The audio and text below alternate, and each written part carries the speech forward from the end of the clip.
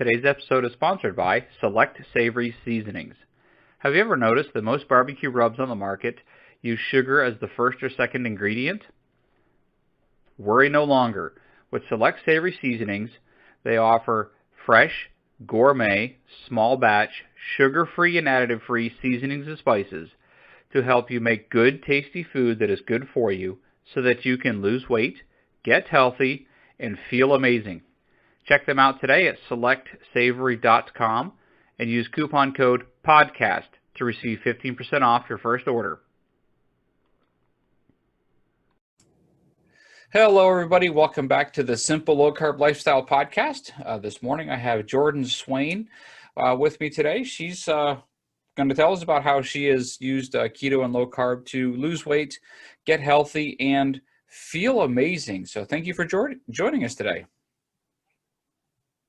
Yeah, thank you for having me on. I'm excited to be here. So let's just start with your story. What was it that finally prompted you to say, you know what, I need to do something with my life. I need to do something about my health and my weight, and we'll go from there. All right, sounds good. So I, in 2018 in April, I got married to my husband, Steven. I reference him a lot on my Instagram page. But yeah, so we got married, and it really was in the time that, you know, right before we got married, where I just started kind of thinking to myself, I was like, you know what, life isn't going to just be about me anymore. And so it really kind of prompted me to start really taking things more seriously. Now, an average day for me before I started keto was I was, you know, smoking cigarettes every single day. I was smoking, I don't know, maybe like half a pack a day at that point. And then, you know, I was just eating carbs. I really, truly thought that eating a like whole foods plant-based diet was like the best thing for me. But honestly, at 300 pounds on a 5'3" figure, on a 5'3" feet, I can't talk. You know what I mean? Yep. I was just becoming more and more and more addicted to sugar. And so that was my main problem. So I was addicted to cigarettes. I was addicted to sugar. I had hypothyroidism. I still have hypothyroidism and PCOS as well. Both of which were just completely out of control. Like, I mean, just raging completely out of control. And so then what I did was I went to my OBGYN, and I was like, okay, well, I need to start taking this PCOS seriously because we wanted to start a family. And so we, you know, I went to the OBGYN, and I got a pelvic ultrasound, and I finally got to see my ovaries on the screen for the first time. And they were just classic, you know, PCOS ovaries. They had like the string of pearl on the ovaries and everything like that. And they basically, you know, a lot of people think that PCOS is like, oh, it's always genetic and you can't help it and stuff like that. The thing is that, yes, it is partly genetic. My mom has it. But the thing with it is that it's completely considered type 2 diabetes of the ovaries. So then upon getting a lot more blood work back, I was almost a pre-diabetic. My A1C was 5.6. And so I was like, okay, this is a problem. You know, because I was like, okay, we're never going to have a family at this rate. We're never going to have a future together, I thought, because I was like, I'm going to die. You know, because I was like, I'm going to develop prediabetes, and I'm going to develop diabetes, and then I'm just going to be on this path to like death, basically. That's just all I thought. So, one night I just got really fed up, and I was like researching what can I do to lose 100 pounds. Right. And so I actually ended up going to, a weight loss surgery seminar.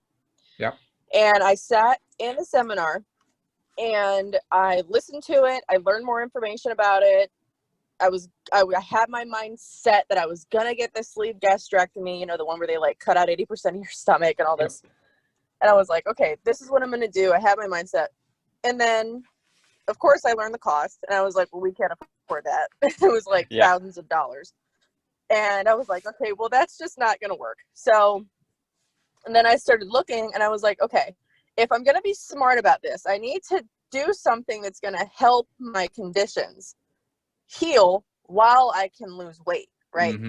So I started looking and looking and looking. And then eventually on YouTube one night, you ever have one of those nights on YouTube where you're just like up until like 2 or 3 in the morning, just like researching stuff.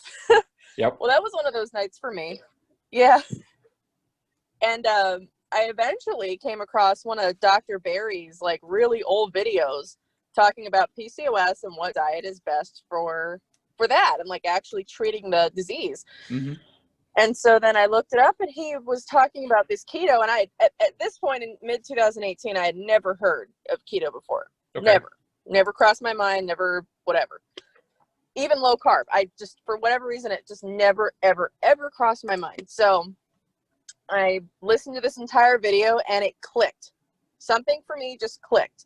And so by that point I had already kind of started, the classic like calorie restricting diet where I was eating like 1,200 calories a day and all that stuff. And it was effective for about 10 pounds. And then I started feeling outrageously hungry. Yep. And then I remember it was one day I woke up and I was like, okay, well, I have no idea what I'm doing, but I'm going to do this because I feel like this is the right thing for me. And then fast forward 10 months later, I lost 110 pounds. And the thing that I really want to stress, and that I may not have really been educated well on at that time, was that I really was truly convinced that I had like healed my PCOS, I had healed my hypothyroidism, like I had healed all those things. Yep. The thing is, no, those things are still being dealt with. Mm-hmm. And that's what people I think need to know, is that when you choose to eat an anti-inflammatory diet like a ketogenic diet, you're going to better help your body deal with these things. You're not going to cure them necessarily. There's some things that just cannot be cured, but you can reduce your inflammation so you're not distracted by all these other symptoms of a really sick body. Mm-hmm. And then you can actually start to work on pinpointing the symptoms of your condition and then start being treated properly. So anyway, I was like totally convinced. I was like, oh my God, I healed myself. And then long story short, no, I didn't. Yep. But I had gotten rid of so much inflammation. The one thing that happened for me, which was a huge relief, was that I actually, and I know you're a dude, but this is a big thing for a woman and, just for human health and stuff. I restored my menstrual cycles. They were only like, I don't know, I was having one every 3 months, maybe on my own. And so then with keto, it was cool. I got to see, over the course of about a 6-month period, I watched them go from like 3 months to 2 months to like 40 days to down to, they're 28 to 30 days now, which is in the acceptable range. Right. So. Yeah, lots of women actually state that they're like, look, I had no clue what it was like to have a normal menstrual cycle. Obviously, I personally never will know that, but lots of women have said that. They're like, look, I've gone from once or twice a year to, hey, every 30 days, once a month, everything is working like it's supposed to the point that it's like, oh my goodness, this is what normalcy feels like. Exactly. So let's go and back. You're like, wow, this is what. Yep. You go ahead. It's okay. I was gonna say, what's the difference? You said your PCOS and your hyperthyroid has improved. So what's the difference between when it was really bad compared to now? How has that improvement been? So with the PCOS, obviously something has improved greatly by the fact that my, menstrual cycles are happening regularly now. And then with the hypothyroid, I will say, I feel like, and we can get into this topic in a second here, but I do think that my hypothyroid has improved in the fact that I can better pinpoint my exact symptoms. Mm-hmm. Because then I can tell the doctor, hey, I think we need to go this route. Oh, hey, I think this route would be better, Right. So I think it just better enables me to be treated properly. So. Right. And has it, a little more personal question, have things cleared up to the point that your doctor's saying, hey, family planning, for lack of better words, is considerably better now than it was at the outset of getting married and so forth? So yeah, family planning is actually like better now, obviously. I mean, for a multitude of reasons. Yep. My husband and I were getting ready to start, we're not necessarily starting fertility treatments next month because we're not going the traditional route of, you know, IVF and all of that stuff. We're going a different route where they're going to find out root causes, because I think for my husband and for me, we were kind of like, okay, well, we've both kind of taken a major interest in our health. So it would be kind of counterproductive for us to do things that were against what we've already built. So we were kind of just like, you know, let's work on root causes. Let's work on, you know, treating those instead of trying to do the workaround for us. I don't know. That's kind of how we view it. So, but yes, that's much easier now. So that's greatly helped. That's good. For sure. And I like the point that you make, especially with your hypothyroidism and your PCOS, is it took you decades to get to the point you were at. Now, granted, you lost the weight quickly, which for some people, they don't lose the weight quickly. I mean, I didn't lose my weight anywhere near that fast over my lifetime. But even though you lost the weight very quickly, it takes time for the body to heal the other issues that you have, because it's been like that for a long time. So it's something that, like you mentioned, people need to understand. Just because you've reduced all that inflammation, you've gotten rid of a lot of the things that were causing the problems, the healing can take time. And I don't think people are prepared they don't really know that. They're not prepared for that. They just see, oh, miracle cure, keto, I'm going to start it. And they don't step back and understand time has to pass, and it really has to work for things to really improve your overall health. Exactly. Yeah, I think a lot of people, they, you know, and I think I found myself in that mindset too, where I would just hear of all these women who they would start keto for a month and then like they magically got pregnant and stuff. And you hear about these stories all the time. And those stories, unfortunately, I mean, they're happy, but unfortunately, they're the only ones that people really hear about, you know? I've always tried to make, you know, let people know that, like, you know, I'm kind of the underdog in a way in this way, because my body truly needed to do a lot of healing, and it is still doing a lot of healing. And once you kind of understand that and respect that and just back off and just understand that these things are going to take time, you kind of find more of a peace with it. So, which people need to get to, because I mean, I've done it in the past, and I know others have too. Wait, this isn't working the way I want to. So you quit, you wasted all that time and that effort, and you go back to the garbage. And it's like, well, now I got to start all over again. And that's something that it's great to hear that you got to. It's like, okay, it's not worth going back, because I do feel better now. I am healthier now. It's just going to take longer for that last little bit to finally go, oh, okay, now I'm where I need to be. And along with that, you posted very recently, hey, you know what? It's not all about the weight loss. So let's, what finally got you to that point where you're like, you know, I don't need to keep necessarily losing weight. Now I got to focus on my overall health. So, okay, in April 2019, I got down to my lowest weight I've ever seen on a scale as an adult. Okay. And that was through a lot of hard work and eating keto and intermittent fasting and all these things. Eventually my body got to the point where it was like, we need to stop this fasting, because every time I would go to fast, for like, and when I talk about fasting, when I say I'm going to fast, in my head, I'm thinking, okay, I'm going to fast for 24, 36, 48 hours, you know, whatever. Because to me, that sounds like more of a fast. If I'm just truly not hungry until lunch, I'm not going to eat until lunch. Does that make sense? So that's kind of how I work that out in my head. Yeah, difference between fasting and time-restricted eating. Yeah, fasting I see as a long-term, you know, the time-restricted eating is okay. You just eat when you're hungry, and that may not be till lunch, possibly dinner, depending on the day. Exactly. Yeah. I mean, there's some days, like I remember one time I ate like a 2-pound ribeye at dinner. I was like, wow, I am not hungry at all today. Like the next day. Yeah. So, anyway, I kind of got to the point where I was just, you know, I was doing these 48-hour fasts every week. I kind of felt pressure because I'm on social media, and I was like, okay, I need to like keep losing weight. Right. I told that to myself in my head. I was like, okay, I'm going to get down to my goal weight. I'm going to do this.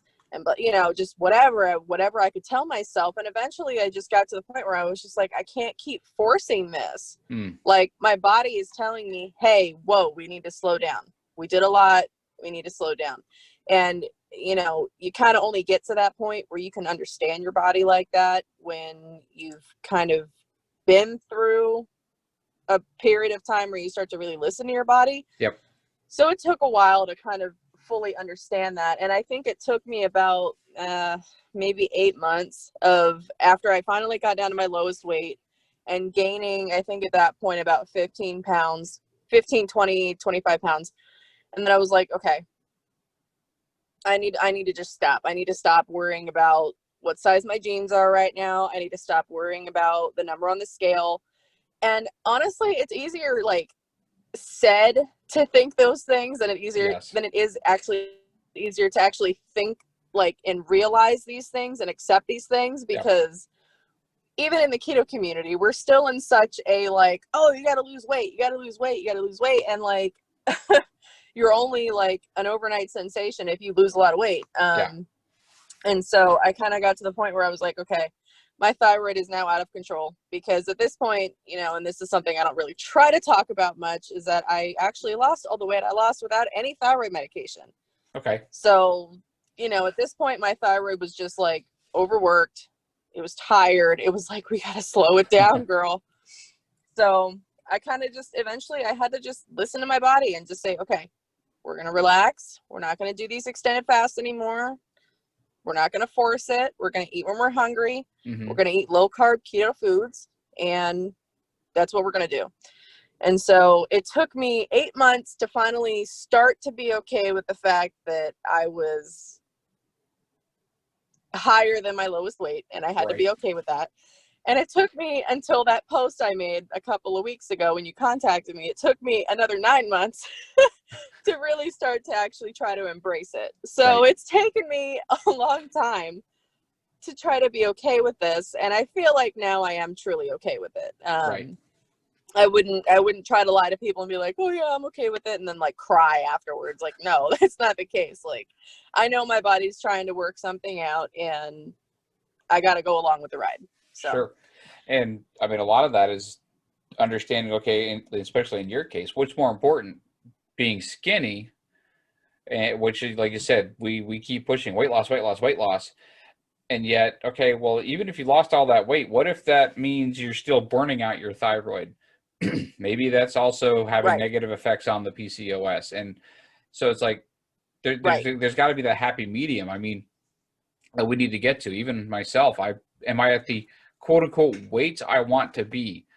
No, but then again, even though I fluctuate right at 200 pounds roughly, I'm still leaner than I was at my lowest weight that I know of in my adult life, at just under 190, because I'm fitting into the clothes I fit into back then. So I'm healthier. I feel better. And yes, I still, in my mind, there's days I'm like, it's not moving. Well, who cares? I have the energy. I feel good. I can do the things I couldn't do before. And so, yes, it's nice to see the number move, but if the body is healthy, I think people really need to understand, who cares? That's what we've been told our whole lives. Lose weight, lose weight, lose weight. Well, you know what? If you want to lose weight, I got 2 really quick ways to do it. Cut your arm off. There goes a couple of pounds. Or do some crack. They'll both help you lose weight, but they're not healthy. And so I think it's great that, you know, yes, it is a struggle, and that people need to understand it's not something they're going to, like, flipped. Oh, I get it. It's going to take time. And they're going to have to come to it on their own and realize, I can be weigh a little more than I would like to, so long as everything else is working the way that it's supposed to. Exactly. And go ahead. No, go ahead. I was going to say, it's also interesting because, you know, fasting is all the rage, and how you finally realize, you know what, that's really not doing my body any good. Could you just talk about that a little bit? How you finally realized that doing those extended fasts probably weren't the best option for you? So when I was like 300 pounds, getting down to like 250 pounds and stuff like that. Like, yes, fasting made more sense for my body, I think. I had more body fat to burn through. So fasting like that wasn't really stressing my body out at that time. But the smaller I got, the more extended fasting I did, the more burnt out I was feeling. I truly believe that, like, if you want to try and extended fast, just try it. Like, don't let anybody tell you otherwise. Like, you should absolutely try it, because if you can do that and you can actually feel benefits from it, great. I'm happy for you. And that's how I felt for a while. And then I got to a point where I was just like, I would start to fast, and immediately, like, as soon as I said that in my head, I would just start dreading it. And I would just start, like, thinking about food the whole time I was fasting. And I hate admitting it, but there was a couple of fasts where I would push through them, because I was just like, okay, I need to do this. I need to do this because I need to post about it, and tell everyone that I did it and stuff. But then, like, I got to a point where I was like, I went to start like a 24-hour fast. And I was like, nope, can't do it. I made it like, however much until the next day at lunch or something like that. And I was like, nope, not happening.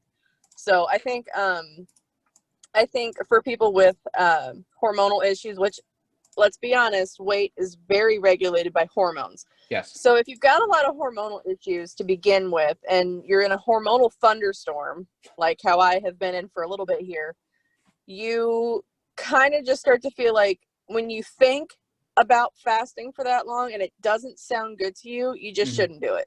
Yeah. Like, you shouldn't try to force yourself to do it. Like, there's no reason.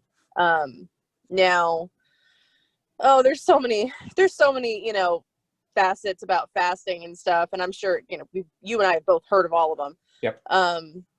But it's one of those things you really got to be careful. And especially for, I will say, for women who are trying to conceive, I probably wouldn't recommend it, because you don't want to stress your body and make your body think that you are in a famine. You don't want to do that to yourself.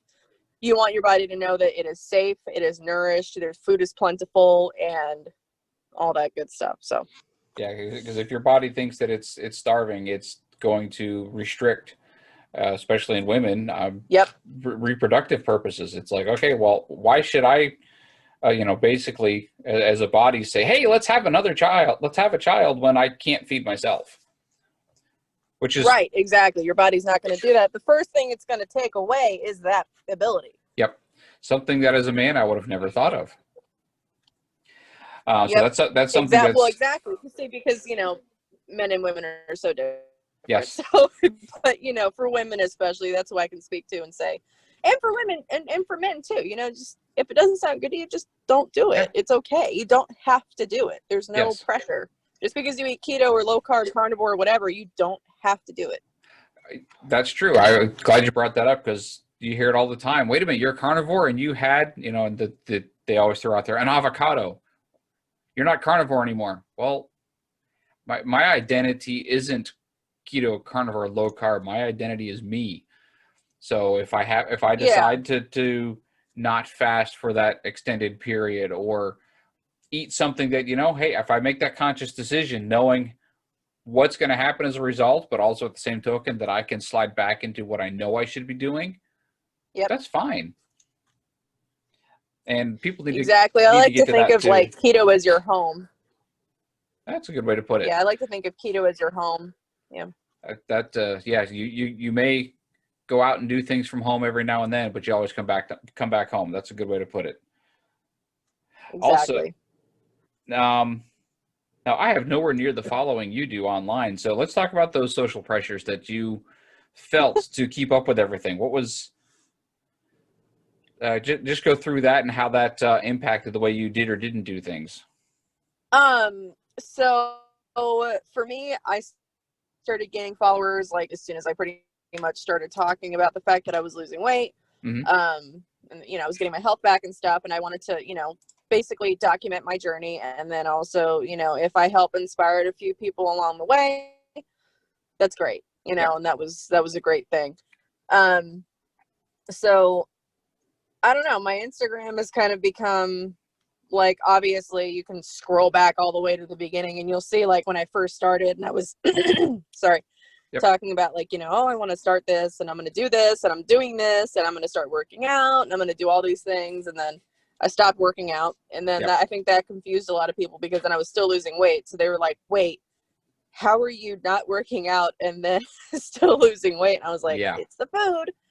And then I think, you know, the more, you know, it was kind of a thing for me, I think, whereas like the more weight I lost, the more, you know, people found out about me and stuff. And I don't know, it's been cool. I don't, you know, I enjoy my social platform. At the same time, I don't really let it get to my head because it, you know, I don't want to be that way. I don't want people to think that all I care about is my social media because, you know, there's been a couple of times where I felt like, yes, that's all I care about. But now it's kind of like, okay, I care more about just being honest with people and telling them what I'm going through and just sticking to why I even started my page in the first place. And that was because I wanted to share about my journey and my losing weight and keto and healing my body and stuff. And it's still very much about that.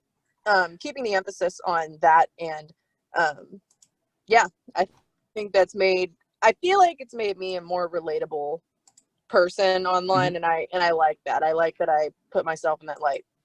And it's good that, excuse me, because we have a bad habit. Hold on a second. You're good. There we go. We have a bad habit as a society and as individuals to, we look at everybody else's highlight reels. That's what social media is. It's a highlight reel for most people. Exactly. And we go, oh, like you said, so we'll even pick on you, not that you were sharing highlight reels, but she lost 110 pounds in 10 months. I got to do that too. I've lost 10 pounds in 3 months. What's wrong with me? Well, okay, you're seeing different people in that regard. Plus, most people share the good stuff. They don't share the fact that, you know, fasting drove me nuts. I'm still struggling with the thyroid and the PCOS and the other issues and the extra weight loss that I truly do I need it? And we need to step back and understand, in most cases, that's a highlight reel. Knock it off. Don't worry about what other people think. And it's great that you do that. You know, it's like, this is my life. This is what I'm going through. These are my struggles, because we you know, people need to see that it's not all, you know, rainbows, unicorns, and puppy dogs. There's days that are just obnoxious. That's the only way to put it. And you're going to struggle. You're going to stumble. You're going to fall. And pick yourself up, dust yourself off, and as you put it, go back home and continue on your journey. Exactly. Which yeah, so for me it's been you know, making sure that I'm just sharing my real life and letting people know that, you know, like, you know, you see all these people, these huge accounts on Instagram, and they've lost a ton of weight and their life is great and blah blah blah, whatever. And then, you know, then what they're hiding behind the scenes is stuff that I think some people need to hear, honestly. Now, they don't have to share these things. You don't have any obligation at all to share these things. But I think to make a more relatable platform for not only yourself, but for the people who follow you, you need to be, I feel like you kind of, you know, you don't have to, like I said, you don't have to share it. But I think if you do share these things, it makes you all the more relatable because people need to know that you're real. Because I think a lot of us tend to follow people who are not in reality. That was one thing that I talked about with one of my friends recently. Was we were just like, you know, hey, like, you know, I feel like we're kind of like the underdogs here, but a lot of people are just like, you know, they want to follow people who aren't real. You know, because Instagram is technically like an escape from reality, I guess you could say. So it's weird, the whole relationship that's, you know, formed there with, you know, people on Instagram and stuff. But I think the more real and raw you keep it and let people know, like, yes, losing weight is amazing, but does it solve all of your problems? No. No. But does it make them easier to deal with? Sure. So. And the opposite of that. So you may also not lose weight, or because some people will be like, oh no, I've only lost 10 pounds in a short, in this time frame. Yeah, but check your blood work. you're not diabetic anymore. Right, You've exactly. improved your health markers. So weight loss is a secondary to the increase in health. That's several friends of mine and even myself Yep. finally. That's what we got. We got to the point of any weight loss is a bonus, but the no longer my knees don't hurt, my back doesn't hurt. I sleep better. I wake up. This is a blessing and a curse. You wake up at 5 or 6 every morning and don't have to drag myself out of bed, because there's days I'd like to sleep in. It just doesn't happen. And I feel so much better that, okay, if I happen to lose weight, that's great. But we need to pay attention to, as I preach a lot on here, pay attention to those non-scale victories, because those scales will dictate your life and ruin your life if you're not careful.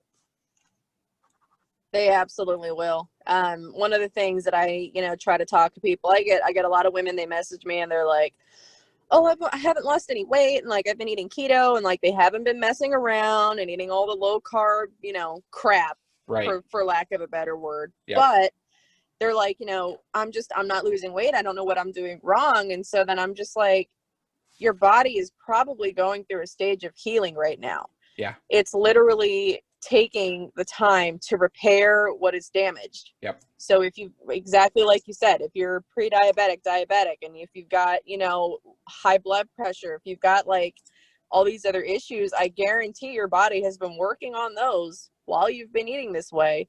And some bodies, and when I say that, some bodies, literally some bodies, have to heal before they can start to let go of the excess fat. Yep. That's literally just how it goes for some people, because we're so metabolically damaged.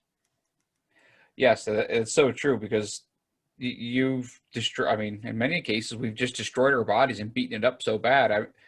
I mean, it would be like jumping into a fire, coming out, going to the hospital, and the next day going, well, why am I not healed yet? Well, you burned 90% of your body. It's not going to heal overnight. It's going to take time. It's a process. Right. And except it's now an inside out process.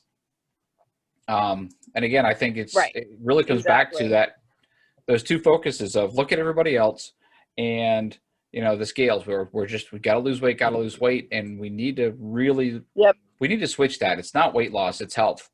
And it's not weight loss either. It's fat loss. Because again, we can easily lose weight. But you're going to lose muscle in the process. Fat. That's absolutely what you want to lose. And it's amazing how people don't understand that. Let's see here. Healing. They just think they want to see the scale go down and down, but. Yep. And working with coaches sometimes is beneficial. That can help out, or talking to people like yourself where you can say, hey, what do I do here? And understanding that, hey, especially from a woman's perspective, that's where I was going to go with this a second ago. I think women forget the fact that, hey, let's use the example. Well, as your menstrual cycle comes back to normalcy, your weight's going to fluctuate.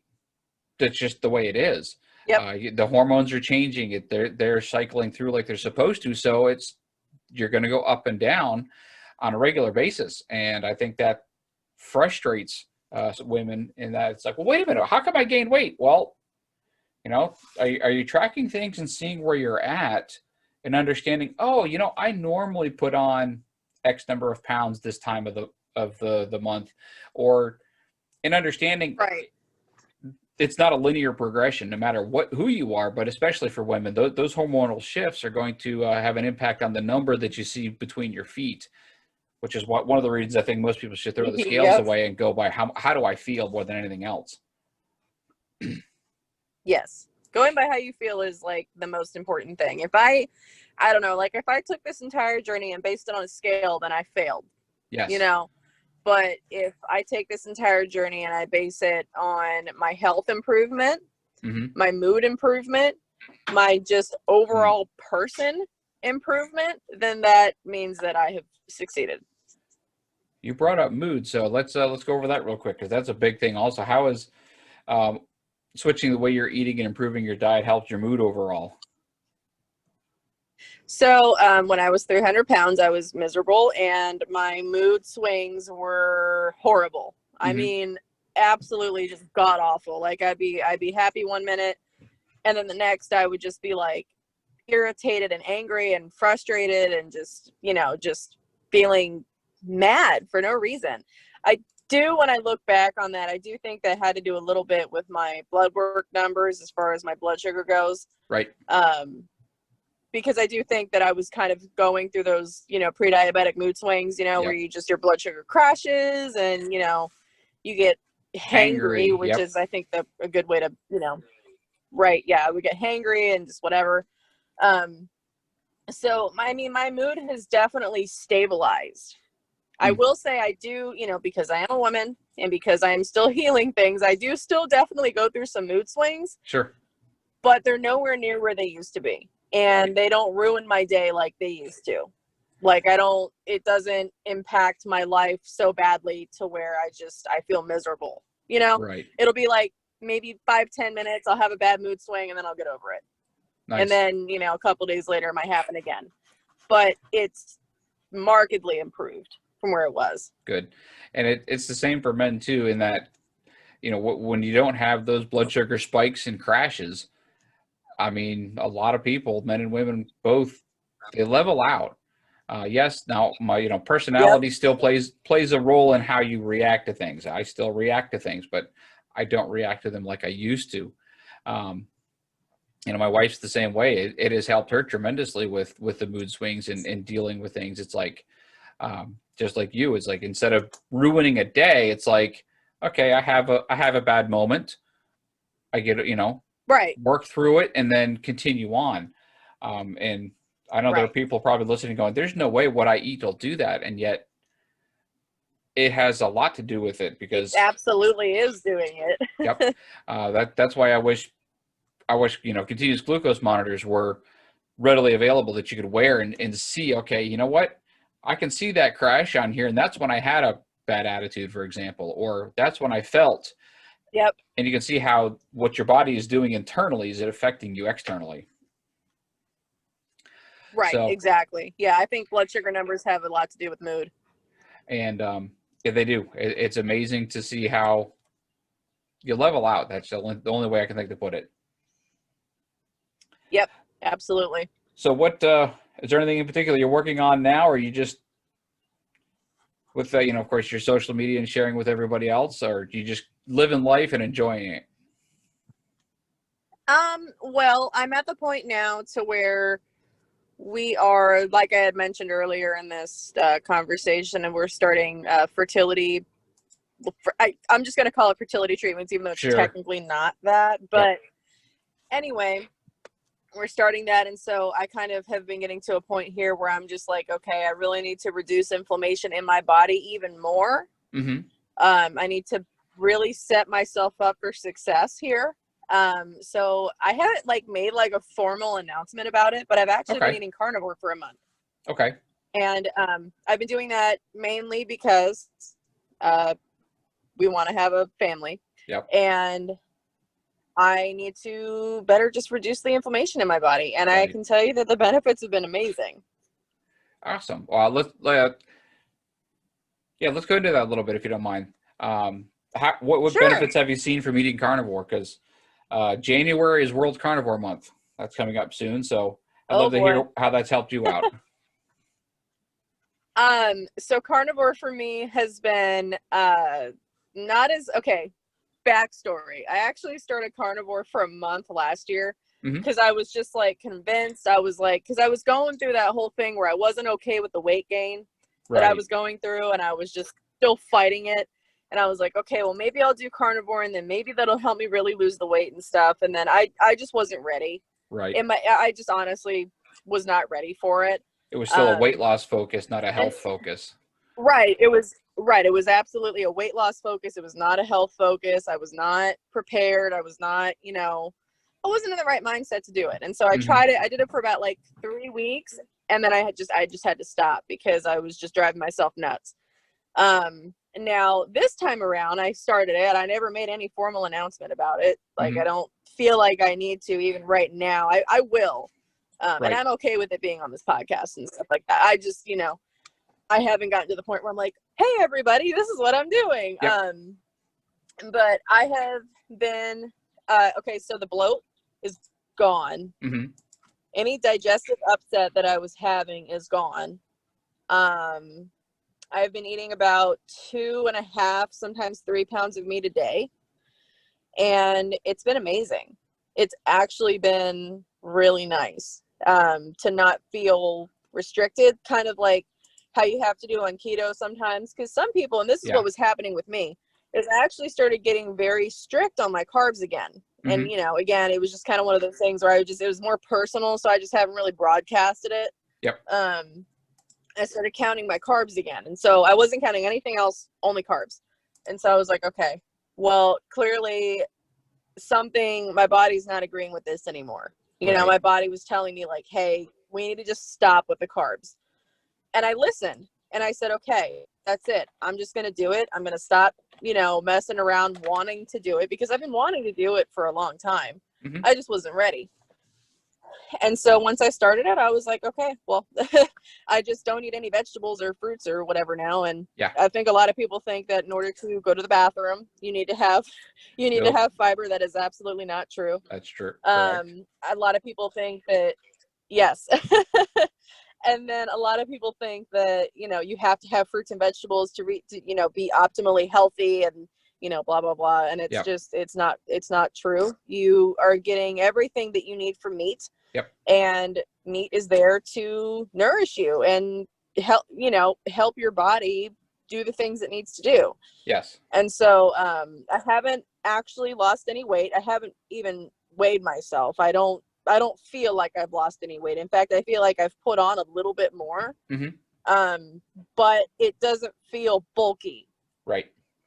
You know, like it doesn't feel like it's a bunch of excess fat I've gained. It doesn't feel that way. It feels like a little bit better. Right. Well, like you said, especially with the bloating being gone, that makes a big difference too. You may have put on a little weight, but you're still, for lack of a better word, smaller as a result of the bloat disappearing. So you're not going to feel it, for lack of better words, as you would otherwise. And the bloat being gone has been just awesome. That makes a big difference. And of course, people don't understand that. You know, we're told fruits and veggies are necessary, but that could be causing your digestive issues. And that's why, Absolutely. you know, hey, as you said earlier, try it try it, give it a shot, see what happens. And you may be surprised. It's like, oh, I am getting better as a result of this. I think so. Now, right. Like that's what I found. Yep. And now a lot of people may say, yeah, but I can't afford carnivore. And I know you recently showed that, you can afford carnivore. So is that impacted, you know, for lack of better words, the food budget switching to carnivore? Absolutely not. It is not affected it. In fact, I think next month we need to kind of finagle the food budget around a little bit, but there is no way that we are spending more money than we ever were beforehand. Now I think a lot of people think that carnivore is like you're eating ribeyes all day and you're eating organs all the time. You're doing all these things. Yeah, I have about 2 ribeyes a week, but the most of what I'm eating is burger patties, ground beef, and eggs. That's the majority of what I'm eating. Yeah. You know, I could mess around with chicken and pork, but I just don't feel like it right now. And you eat what you like. Yeah, you got to go. Exactly. Eat what you like and what you can afford. It does not have to be grass-fed, grass-finished, you know, massaged beef. It does not have to be that. If you can only afford the cheapy supermarket beef, then you eat as much of that as you want to, because that is much better than the standard American diet and even some forms of keto, I think. Exactly. So. Yeah. Oh, by far. I mean, eating cheap meat is better than some of the keto garbage that's out there that, this bar that is as processed as anything else you'd find in the store. Okay, it might be a great treat, but that's not something you should be eating all day, every day. And it costs exorbitantly more than the ground beef. I mean, I've got an episode that I'm working on now that it's basically, this is how to look for sales. I mean, in our area anyway, I can pick up ground beef for under $2 a pound. When I pay attention, I can pick up chicken for 60 to 70 cents a pound. Pork is always under $1 a pound. if you pay Yep. attention, in particular, what I use is a website called Flip, and it's FLIPP.com. Put in your zip code, Okay. and the vast majority of the stores within within your area pop up, and you look at the flyers. Oh, Every Wednesday morning is when well, the that's new cool. ads come out. And in my area, I know there's 1 or 2 stores that are just local stores. They'll never be on there, so I go to their website. Right. And I know Thanksgiving's coming, so guess what? Red meat's not going to be on sale. That's just, come Yep. mid-November. Absolutely not. So I know if I see it before then, I'll start stocking up on it. And if I don't see a sale, Right. I know that I can still, spend less than $3 a pound, get what I need, feed my family, not have to worry about it. Exactly. So, so speaking of food, what is your favorite simple meal that you'd say, hey, you know what? This is my go-to. It's quick, it's easy. If you're trying to live a simple low carb lifestyle, you would recommend. Well, I think I told you it's ground beef and cheese, and I would say that is definitely still true. Yeah. Even before keto, even before all this stuff, one of my favorite things in the world was a burger. Nice. And one of my favorite things in this world, still to this day, are burgers, but obviously with no bun. So, yes. Yeah, man, make burgers. And Make bunless burgers. They are so good. And if somebody listening is like, but I have to have a bun, they're called chaffles. So all I got to say, look up chaffle, make your own bun out of an egg and some cheese. You can make a chaffle. Right. You could do a lettuce wrap burger. Yep. If you really need a bun, you could make your own bun. I would, honestly, I would never advocate for somebody going and buying any of these like marketed keto buns. Right. Don't do that. Yep. Just make something at home. Yeah. You know what's in it. It's healthier. It's better for you. Yep. Much better for you. And what's one simple tip you would give to somebody that's either, considering the simple low carb lifestyle, or they're into it and yet they're getting overwhelmed with everything else? I would say you need to cut out a bunch of the products. So if you're starting it and you see all these big accounts and they're like, oh, hey, you got to get low carb tortillas and you got to get, all of these other things. And you have to, if you want a dessert, you have to eat low carb ice cream. Like, no, yeah. This is not the case. No, you don't need to mess with any of that stuff. You need to focus on real foods. Mm-hmm. You need to eat, like I said, ground beef, eat some cheese, eat some eggs with that. That's delicious on its own. But if you want to add an avocado, do it. If you want to add a salad, do it. If you want to add, some asparagus, maybe some zucchini, do it. I live your life. Like, eat those things. Those things are not bad for you. In fact, they're better for you than anything else. Yeah. But when you cut the products out, that's when I think a lot of people see the most success. And that, for me at least, that was absolutely true. Right. I went on a rant not too long ago on my page where I was just like, I'm tired of seeing all these keto products just confusing people, and they're wondering why they're not having success. And lo and behold, all their diet is just keto products and stuff. And then they're eating like 100 carbs a day and keto treats, and then they're wondering why they're not losing weight. And it's like, you got to cut all that stuff out. Just eat real food. Yep. And I think once a lot of people kind of get out of their own heads and they realize that, and then they start actually like following that advice, they have a lot more success. But I think for some people, it just takes a while to like really get it through their head that food does not come in a big cardboard box. Yep. Like we've been led to believe. Yeah. And that's difficult to get over sometimes. And that's why even with what I do sell with my select savory seasonings and snacks, I don't tell anybody they need this for success.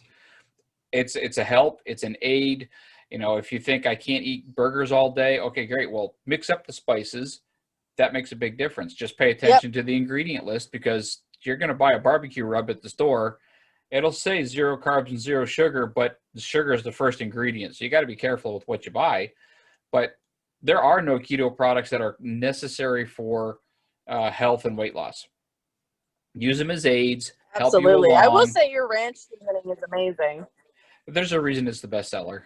Yeah, your ranch seasoning. Yeah, your ranch is awesome. I've made many a pot roast with that. I love it. That's what we use it for a lot. And I mean, Twitter's had a couple of people sharing, hey, I had it on my burgers. I put it in my eggs today. By the time this releases, it won't be this past week. But at the time of recording this past week, I had several of my customers going, hey, look what I did. And using Ranchtastic in there. And if you're a ranch person, it's clean, it's healthy, it's nothing but seasonings and spices. So it's really good for you. I love it. It's so good.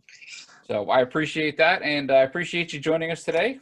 And I know everybody's going to enjoy this, and it'll help them out along on their journey to lose weight, get healthy, and feel amazing. So thanks again. Absolutely. Thanks for having me. Yep. Well, have yourself a great afternoon.